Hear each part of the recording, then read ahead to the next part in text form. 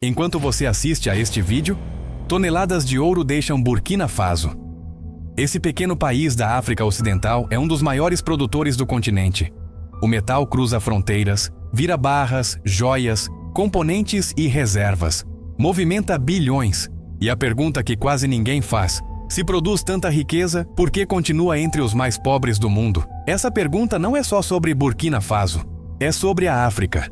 Um continente que guarda algumas das maiores reservas de ouro, diamantes, petróleo, cobre, cobalto, urânio e lítio do planeta, e onde milhões ainda convivem com fome, pobreza e falta de infraestrutura. Durante décadas a fórmula foi a mesma: matérias-primas saem, riqueza é processada lá fora, o continente importa o que poderia produzir. Até que, em setembro de 2022, um capitão de 34 anos prometeu romper o ciclo. Seu nome, Ibrahim Traoré. Para milhões, ele é o início de uma nova soberania africana. Para outros, apenas mais um militar que chegou ao poder pelo golpe. Nas redes, sua imagem explodiu. Vídeos o mostram expulsando potências, recuperando minas, criando fábricas, transformando o país. Organizações internacionais denunciam restrições à imprensa, adiamento de eleições e violações de direitos humanos. Duas narrativas. Qual está mais perto da realidade? Este documentário não foi feito para idolatrar nem para demonizar. Foi feito para responder uma pergunta maior. O que realmente aconteceu em Burkina Faso desde que Traoré assumiu o poder? E por trás dela, outra ainda maior. É possível um país africano recuperar o controle das próprias riquezas e transformar esse controle em desenvolvimento? A história começa agora. Na madrugada de 30 de setembro de 2022, Ouagadougou acordou com tiros. Veículos militares nas ruas. Televisão estatal ocupada. Em poucas horas, Burkina Faso vivia o segundo golpe em menos de 9 meses. Desta vez não era um general veterano. Era um capitão pouco conhecido fora dos quartéis, Ibrahim Traoré. No comunicado, ele disse que a decisão não vinha de ambição pessoal. O governo de Paul-Henri Damiba havia falhado na única promessa que importava: conter os grupos armados ligados à Al-Qaeda e ao Estado Islâmico que avançavam sobre o território. Ataques continuavam, escolas fechadas, famílias deslocadas. Em algumas localidades, o Estado simplesmente havia desaparecido. Em seu lugar, grupos armados impondo suas próprias regras. Horas depois, a Constituição foi suspensa. Governo e Assembleia dissolvidos. Fronteiras fechadas. Toque de recolher.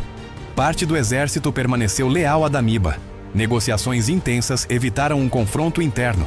Em 6 de outubro de 2022, Traoré foi designado presidente da transição. A prioridade absoluta não seria a economia, seria a guerra. Sem segurança, nenhuma reforma sobreviveria. A resposta foi ampliar os voluntários para a defesa da pátria, os VDP. Criados em 2020, sob outro governo, Traoré transformou o programa em pilar da estratégia militar. Dezenas de milhares de civis receberam treinamento básico para defender suas comunidades. Para muitos no interior, os VDP eram a única proteção possível. Organizações de direitos humanos alertaram: treinamento limitado, risco elevado de abusos e conflitos entre comunidades. Em 2023, o governo criou o Fundo de Apoio Patriótico. Empresas, cidadãos e instituições passaram a contribuir para financiar equipamentos, veículos, munição e treinamento. Traoré defendia: a segurança nacional não deveria depender exclusivamente de ajuda externa. Drones passaram a desempenhar papel central. Novos veículos e equipamentos de comunicação entraram em operação. O governo anunciou a retomada de centenas de localidades. Autoridades afirmaram que vilarejos voltaram a receber presença do Estado e que parte da população deslocada começou a retornar. Organismos internacionais registraram avanços em algumas áreas e ataques frequentes em outras. Relatórios documentaram massacres de civis atribuídos tanto a grupos jihadistas quanto, em alguns casos, a forças de segurança e milícias pró-governo. As autoridades rejeitaram as denúncias, afirmando combater terroristas em ambiente de guerra extremamente difícil. Um fato é inegável: a segurança tornou-se o eixo central do governo. Quase todas as demais reformas seriam justificadas a partir dela. Como reconstruir um país que ainda luta diariamente para controlar partes do próprio território? Poucos meses depois, Traoré começou a tomar decisões que colocariam Burkina Faso no centro de uma das maiores mudanças geopolíticas da África Ocidental nas últimas décadas. Durante mais de 60 anos, a França permaneceu o principal parceiro político, econômico e militar. A relação nunca deixou de ser complexa. Parte da população via em Paris uma influência maior do que seria esperado entre duas nações formalmente independentes. O termo França-Afrique já existia havia décadas. A crise de segurança transformou a discussão em algo muito mais intenso. Desde 2015, tropas francesas participavam de operações no Sahel. Apesar de vitórias táticas, os ataques continuaram aumentando. Protestos contra a presença francesa se tornaram frequentes. Quando Traoré assumiu, encontrou um ambiente onde esse sentimento já era forte. No início de 2023, o governo solicitou a retirada das forças especiais francesas. Meses depois, os militares deixaram o país. Para apoiadores, o fim de um ciclo colonial. Para críticos, um risco. A França fornecia apoio logístico e inteligência. Quem ocuparia o espaço? Burkina Faso não substituiu simplesmente um aliado por outro. Diversificou. Relações com a Rússia ganharam destaque. Cooperação militar, equipamentos, treinamento.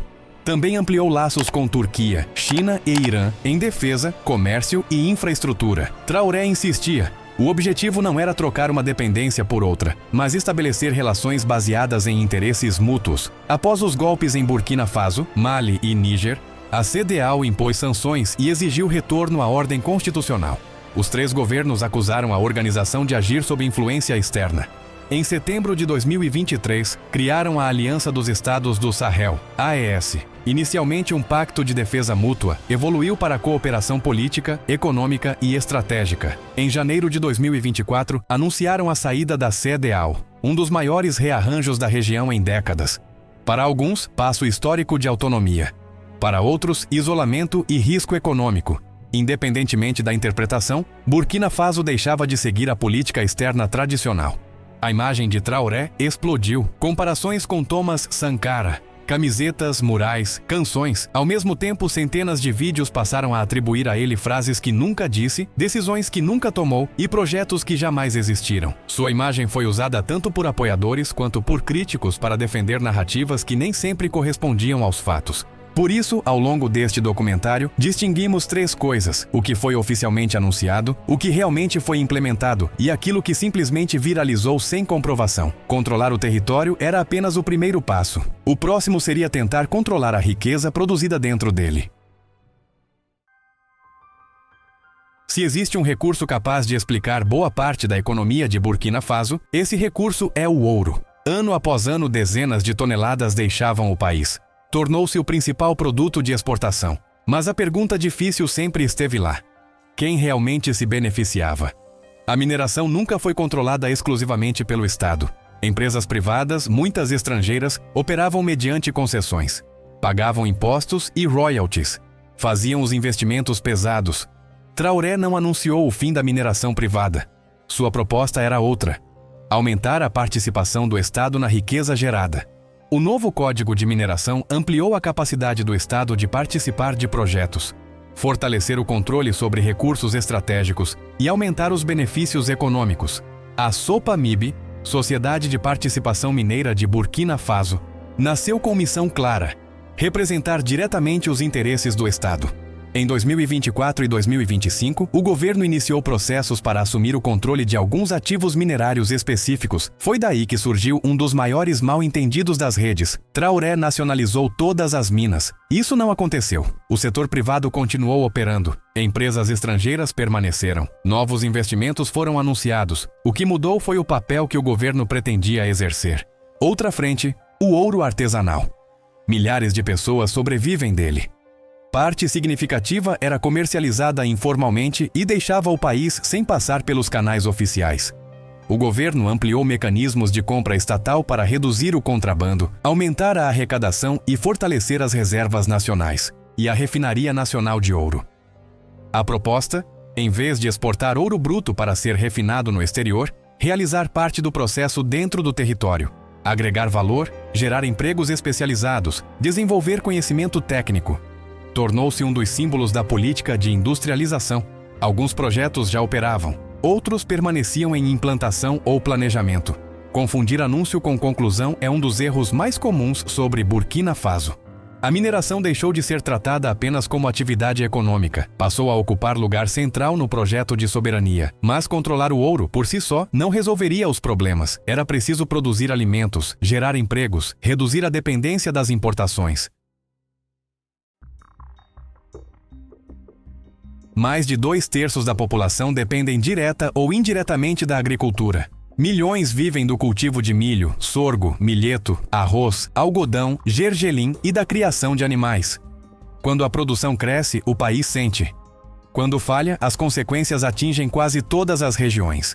Nos últimos anos, produzir alimentos tornou-se cada vez mais difícil. Mudanças climáticas, desertificação e principalmente a insegurança. Milhares de agricultores abandonaram suas terras. Em algumas regiões, o campo simplesmente ficou vazio. Traoré tratou a agricultura como questão de segurança nacional. Um país que não alimenta sua população torna-se vulnerável, depende de importações e perde capacidade de decidir o próprio futuro. O governo ampliou a distribuição de tratores, motocultivadores e equipamentos. Centenas de máquinas foram entregues a cooperativas e produtores. Investimentos em irrigação, sementes melhoradas e fertilizantes. Programas de pecuária, pesca e aquicultura. O objetivo declarado: reduzir a dependência de alimentos importados e, no futuro, ampliar a capacidade de exportação. Desafios permanecem enormes. A insegurança ainda impede o cultivo em diversas regiões. O acesso ao crédito é limitado. A infraestrutura rural é deficiente. Alguns indicadores apontaram aumento da produção de determinadas culturas. As autoridades atribuíram à mecanização e ao apoio aos produtores. Especialistas lembram que clima e segurança também influenciam diretamente.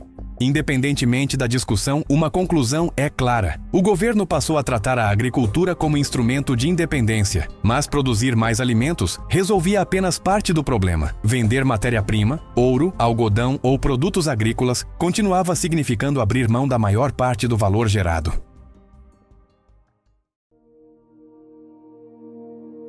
Durante décadas, Burkina Faso ocupou o papel clássico. Exportava matéria-prima e importava produtos industrializados. O ouro saía, o metal voltava transformado, o algodão saía, as roupas voltavam prontas, produtos agrícolas eram exportados, alimentos processados retornavam com muito mais valor.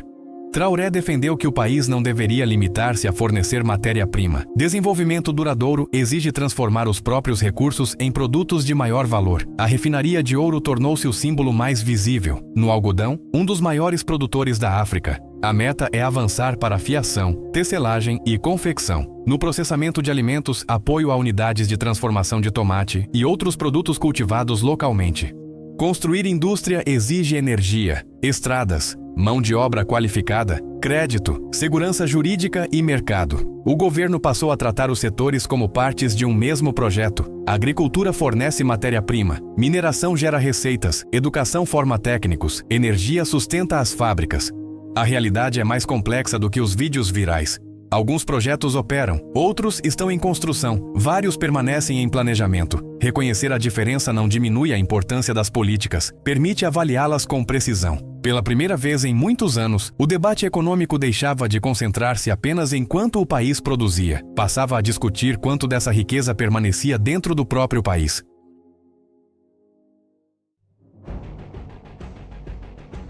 Traoré repetia: Burkina Faso não precisava apenas de novos projetos.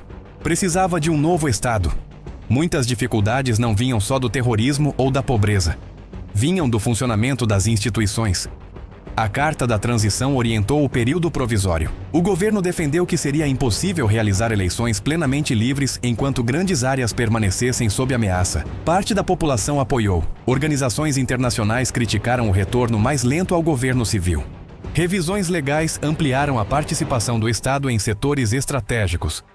Na administração pública, mudanças buscaram acelerar processos essenciais para o período de guerra. O governo passou a defender um Estado mais presente, mais ativo, mais envolvido no planejamento econômico, na mineração, na agricultura, na indústria, na segurança, na educação.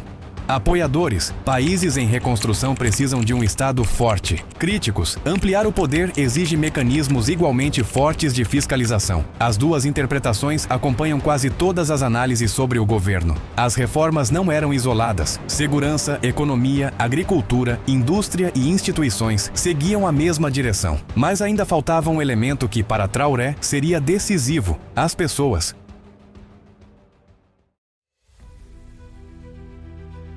Traoré fala em soberania alimentar, econômica e política.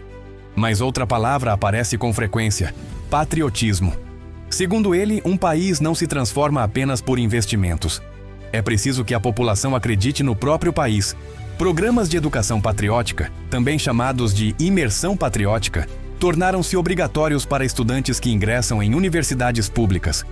O governo afirma, não é treinamento militar.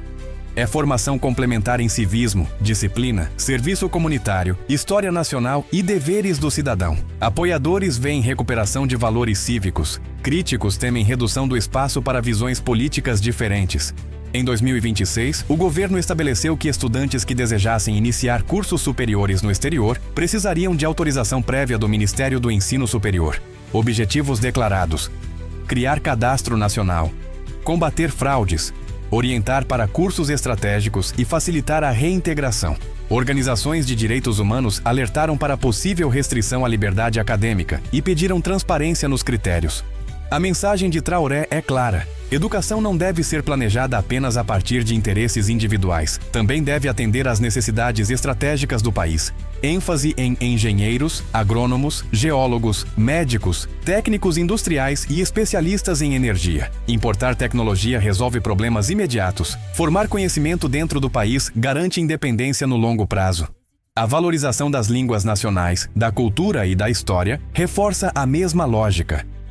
Um povo que conhece sua história tende a confiar mais em sua capacidade de construir o futuro. A comparação com Thomas Sankara aparece com frequência. Contextos diferentes, mas a mesma insistência na identidade nacional como parte do desenvolvimento. Até que ponto o Estado deve participar da formação dos valores de uma sociedade? Onde termina a educação cívica e começa a doutrinação? Não existe resposta simples. A forma de implementação costuma ser tão importante quanto os objetivos declarados.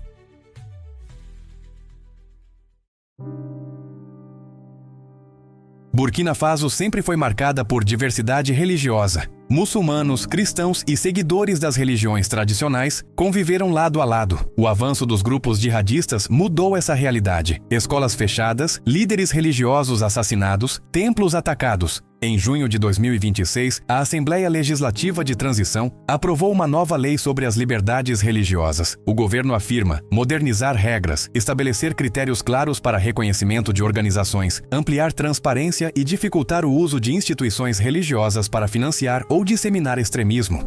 Insiste que a lei não cria religião oficial nem altera a liberdade de culto.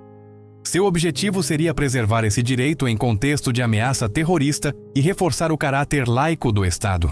Traoré rejeitou publicamente qualquer possibilidade de adoção da Sharia. Burkina Faso permaneceria um Estado laico, onde cidadãos de diferentes religiões convivem sob a mesma legislação nacional. Em discursos, criticou o fato de muitos jovens viajarem ao exterior apenas para formação religiosa, enquanto o país enfrentava a escassez de profissionais em áreas estratégicas. Não foi um ataque à religião, foi um questionamento de prioridades. Um país em reconstrução precisa, acima de tudo, de engenheiros, agrônomos, médicos e técnicos. Apoiadores viram defesa de uma educação voltada às necessidades reais. Críticos demonstraram preocupação com o aumento da intervenção estatal em temas tradicionalmente ligados a escolhas individuais e comunidades religiosas. Como será aplicado o reconhecimento de novas organizações? Quais critérios? Quem decide o que representa risco à ordem pública? As perguntas continuam abertas. O padrão se repete. O governo procura ampliar a capacidade de coordenação do Estado sobre áreas que considera estratégicas. Para defensores, construção de um Estado mais forte. Para críticos, processo que exige vigilância constante para que o fortalecimento institucional não reduza espaços de liberdade.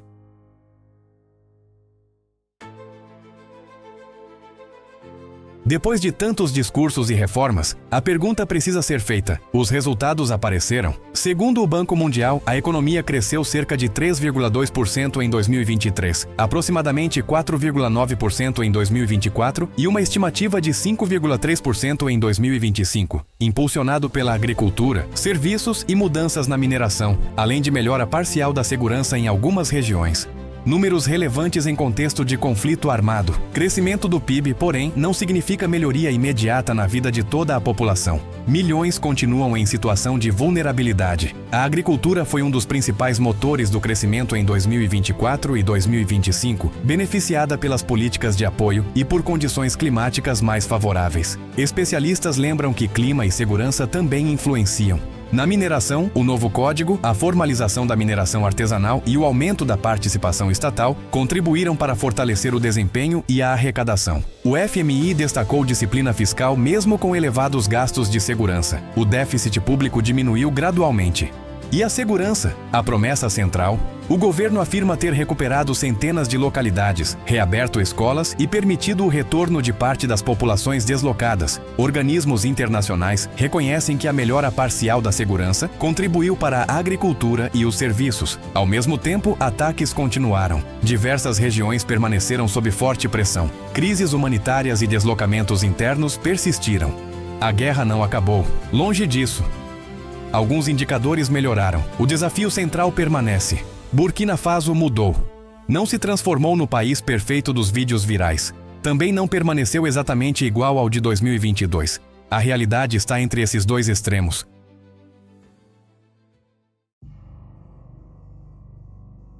Nenhuma transformação dessa magnitude acontece sem resistência, e nenhuma análise séria estaria completa se ignorasse as críticas. Em abril de 2026, a Human Rights Watch publicou o relatório None Can Run Away. Ninguém consegue escapar.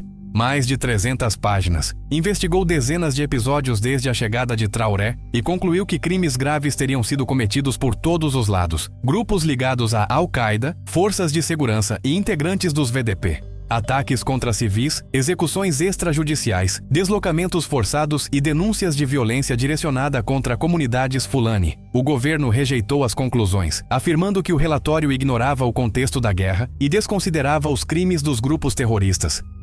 Desde 2023, veículos internacionais tiveram transmissões suspensas ou restringidas. BBC Africa, Voice of America, France 24, RFI e, posteriormente, TV5 Monde. O governo alegou informações falsas, propaganda terrorista ou risco à segurança nacional. Organizações de direitos humanos e de defesa da imprensa afirmaram enfraquecimento da liberdade de expressão. Relatórios apontaram detenções de jornalistas, ativistas e opositores, além da dissolução de centenas de associações civis. As autoridades sustentaram proteção da segurança nacional. O adiamento das eleições permanece no centro do debate, condição indispensável para o governo, risco de enfraquecimento democrático para críticos. Em 2026, o Escritório do Alto Comissariado das Nações Unidas para os Direitos Humanos anunciou o encerramento de sua presença após suspensão de atividades pelo governo. A ONU lamentou a diminuição do espaço para organizações independentes. É possível combater um inimigo que não respeita nenhuma regra sem que o próprio Estado corra o risco de ultrapassar os limites daquilo que pretende defender? A guerra transforma governos, instituições e a forma como uma sociedade compreende liberdade e segurança. Para alguns, Traoré representa um líder disposto a romper décadas de dependência. Para outros, concentra cada vez mais poder e reduz espaços para o contraditório. As duas visões coexistem. Compreender Burkina Faso exige reconhecer ambas.